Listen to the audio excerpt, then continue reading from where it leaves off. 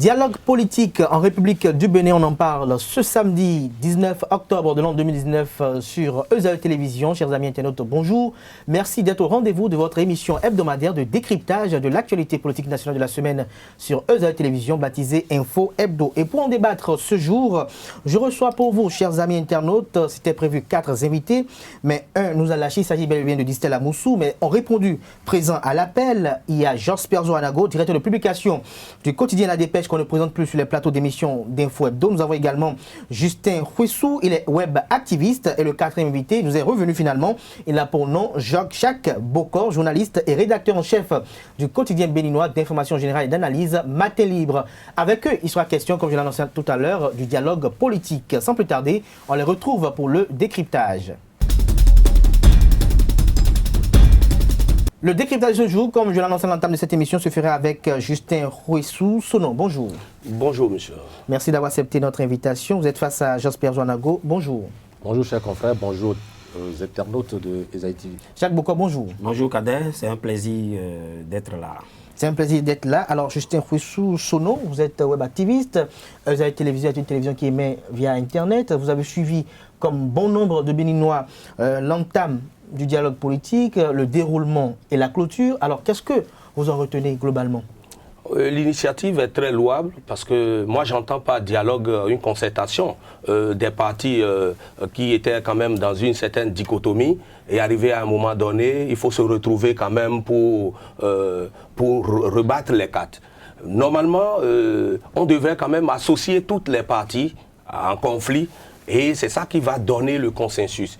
Si je me rappelle du passé, après la réunion de Versailles qui a causé tous les désagréments au Bénin, et que, bon, en son temps, la révolution avait subi les désagréments de cette réunion de Versailles, mais le général Mathieu Kérékou arrivait à un moment donné à essayer de regarder dans le rétroviseur. Parce que quand deux éléphants se battent, ce sont les zèbres qui en souffrent. Et le peuple béninois, face à la crise économique, la crise sociale qui secoue les Béninois actuellement, ce dialogue politique devait être une occasion pour le président de la République, quand même, d'appeler toutes les filles et fils de ce pays autour d'une table, comme ça a été le cas lors de la conférence des forces vives de la nation. Le monde entier saurait applaudir cela, parce que on pourrait dire que les Béninois savent à quel moment quand même se tendre la main pour faire la paix. Je vous reviens, Justin Huissou Sono. Alors, Jasper Joanago, il y a eu dialogue politique et non une conférence nationale. Merci, cher confrère. Si je m'en réfère aux propos du chef de l'État, propos qui sont aujourd'hui visibles sur l'Internet, dont les vidéos circulent, et il en existe en audio, dont les traces existent. Pour me référer donc à ces propos du chef de l'État, il disait, je voudrais schématiser, j'appellerai bientôt tous les animateurs politiques, c'est-à-dire toutes les formations politiques du pays, sans exclusive, pour que on débatte de ces questions. J'ai un peu résumé ce qu'il disait, pour faire terre à terre. Et lorsque cela sort de la bouche du premier magistrat, moi, j'avais pris ça pour de la monnaie, content. C'est votre avis et vous l'avez partagé avec nous. Jacques Bokor, êtes-vous d'avis? Non, et le dialogue fut, avec tous les commentaires et ce qu'on peut appeler yo-yo autour. C'est vrai que si on se réfère aux conditions dans lesquelles les législatives se sont déroulées, on aurait souhaité que toutes les parties se parlent, qu'on appelle tout le monde. Et même si on ne veut pas baptiser cela conférence nationale, que cela ait cet esprit. Maintenant, si on s'en tient au discours du chef de l'État le 20 mai, c'est vrai, on peut lire à travers ce discours une main tendue. À la rencontre du 15 juillet avec les responsables des formations politiques qui avaient des difficultés à se conformer, dont les partis avaient des difficultés à se conformer avec la loi, il semble qu'il a recadré les choses. Il a bien dit qu'il va se concerter avec ces partis politiques qui auront, disons, une existence légale. Il est resté dans ce schéma. Il est resté dans ce schéma du 15 juillet. On peut retrouver ça, hein, cet élément. Il est resté dans ce schéma. Mais on ne pouvait pas déjà imaginer le 15 juillet que des formations politiques qui ont engagé le processus, qui se sont engagées dans le processus d'obtention du certificat ou du récépissé, qu'il y aurait encore certains qui ne l'auraient pas obtenu. Je parle par exemple de l'USL, je parle par exemple de Restaurer l'Espoir. Maintenant, le chef de l'État, il est resté dans sa logique. On est allé au dialogue avec juste les FCBE, parce que ce sont les FCBE juste après qui ont pu obtenir le certificat dont nous parlons, Restaurer l'Espoir, et puis l'USL n'ont pas pu l'obtenir. Donc, le chef de l'État ne les a pas associés au dialogue. Alors, pour parler du dialogue même, je pense que il faut quand même remarquer, même si nous le déplorons, que tout le monde n'y était pas, il faut quand même remarquer que le chef de l'État a fait un peu preuve de flexibilité. Parce qu'au départ, quand vous le suivez bien, c'était qu'il conduise les discussions lui-même. Mais suite aux exigences, disons, de l'opposition, y compris même, disons, de la résistance en général, il s'est retiré, c'est un fait, qu'il n'a pas conduit les travaux. L'autre chose, bon, les gens ont dit, il faut associer d'autres acteurs, comme le clergé, la société civile.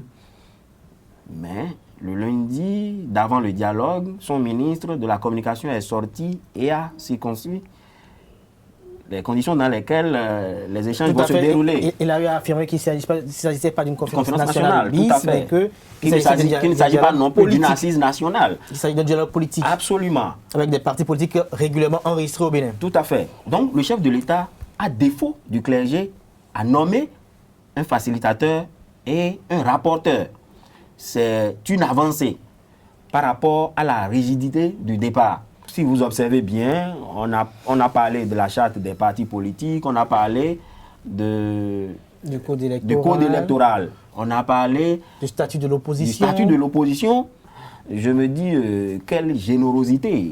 On va y revenir. On va y revenir. Merci à vous, Jacques Bokor, pour ces appréciations et commentaires. Justin Fouissou, nous avons assisté à un dialogue politique. Et comme l'a si bien rappelé Jacques Bokor, le lundi avant l'effectif de ce dialogue, le jeudi, le ministre en charge de la communication et des postes et porte-parole du gouvernement est monté au créneau pour repréciser le cadre dans lequel ce dialogue doit se tenir. Il s'agissait d'un dialogue avec les partis politiques qui jouissaient d'une existence juridique au Bénin.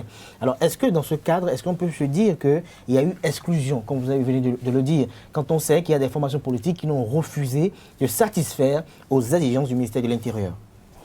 Nous devons d'abord commencer les analyses à partir d'où la crise a commencé. Maintenant que les recommandations ont été faites et remises ou transmises au chef de l'État, même si certains se sont sentis vexés, c'est là toute la difficulté. L'Assemblée nationale, qui aujourd'hui, et je me réjouis, que ce qui est versé dans le volet doléances, il semble être en train d'être pris en compte. C'est-à-dire, on dit qu'éventuellement, on va passer à un vote d'une loi d'amnistie. D'amnistie pour tous ceux qui sont impliqués dans la violence. C'est une bonne chose. Mais on peut se demander, mais pourquoi le chef de l'État note pas pour la grâce présidentielle, par exemple? Pourquoi? Peut-être que ce sera inclus au cours des échanges, puisqu'il y a un comité qui est mis en place. Très bien, oui. un instant. Pourquoi le chef de l'État, comme nous l'avons vu au Sénégal, nous l'avons vu au Cameroun, note pas. Et récemment même... Vous avez reconnu que le chef de l'État est en train de fléchir peu à peu. Justement, je l'ai reconnu. D'où il faut me trouver aussi ma bonne foi. D'espérer de voir Patrice Talon avec Thomas Bouniaï et Sébastien Germain-Javon, c'est ce que vous voulez dire? Au-delà, je dis, il peut ne pas les voir tout de suite, mais poser des actes à rassurer. Mais moi, je voudrais, si je peux le faire, l'inviter et inviter les acteurs politiques en général à bien lire le message que l'opinion envoie. Parce qu'il semble que, oui, on veut ramener la paix, mais on n'y est pas encore. On n'a pas encore tenu le bon bout. Qui ne veut pas que nos frères et sœurs qui sont en prison soient libérés? Peut-être qu'en élaborant la loi en question, le comité technique en question peut-être va penser à ceux qui sont aussi à l'extérieur, pourquoi pas, qui ne veut pas qu'ils reviennent au pays.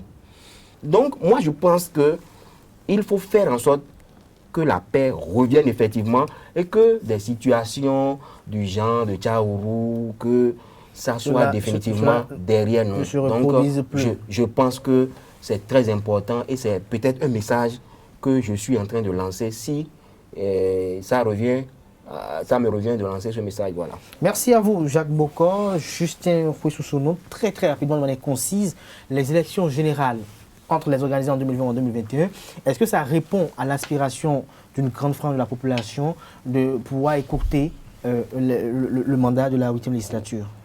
Je regarde droit dans votre caméra et en me référant à la devise de notre pays qui impose fraternité, justice, travail à tout le peuple béninois, je voudrais que le président de la République invite toutes les filles et toutes les filles de ce pays, comme le regretté général Mathieu Kérékou l'a fait, pour que la paix revienne. Merci à vous, Jacques Bokor. Je rappelle que vous êtes journaliste, rédacteur en chef du quotidien Matin Libre. Jacques Bokor, merci d'être passé sur ce plateau. J'espère que vous serez disponible samedi prochain pour un autre numéro d'émission, probablement avec Dissel Amoussou qui n'a pas pu être des nôtres ce matin, et Julien Kitty. Merci également à vous, Justin Fouessou-Sono, vous êtes web activiste. J'espère également que vous serez disponible à nouveau. Oui. Et merci à Jos Pierre Nago, qui est d'ailleurs tout le temps disponible pour EZA Télévision et pour Info Hebdo. Je rappelle que vous êtes le directeur de publication du quotidien La Dépêche. Chers amis internautes, c'était Info Hebdo de ce jour sur EZA Télévision. Le rendez-vous est pris pour le samedi prochain avec d'autres confrères, d'autres analystes. D'ici là, portez-vous bien et passez un agréable week-end en compagnie de nos programmes sur les www.ezatv.bj. Excellent week-end à toutes et à tous.